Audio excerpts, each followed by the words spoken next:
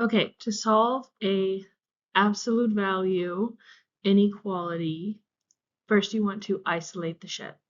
So here's my shed. It's the stuff inside of your absolute value bars. Anything that's not in your absolute value bars, you need to get rid of. So I need to get rid of this 3. So I'm going to subtract 3, because what I do to one side, I have to do to the other. After that, I'm left with the absolute value of 2x plus 4 is greater than or equal to 15 minus 3, which is 12. Once you have successfully isolated your shed, you can write 2 equations.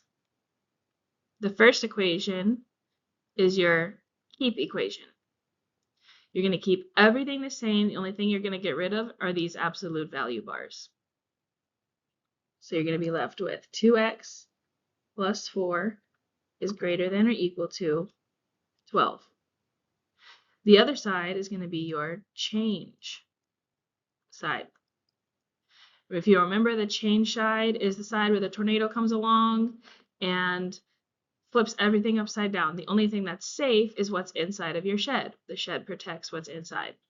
So your 2x plus 4 don't change because they're in the shed. But this inequality sign right here is going to change to a less than or equal to sign, and this 12 is going to change to a negative 12. From here, you just have 2 normal equations that you have to solve.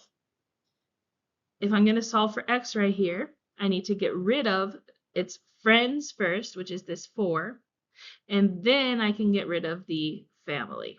So first I'm going to get rid of this 4 by subtracting 4. What I do to one side, I have to do to the other. And then I'm left with 2x is greater than or equal to 8.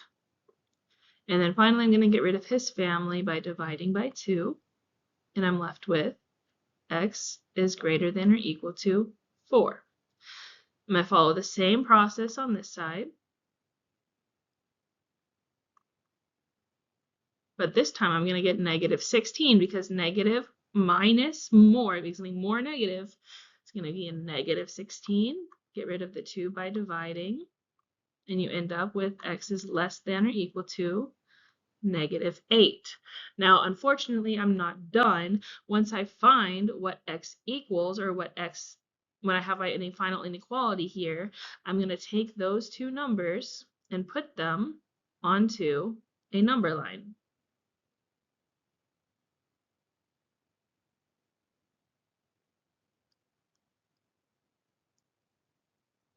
So let me move this up.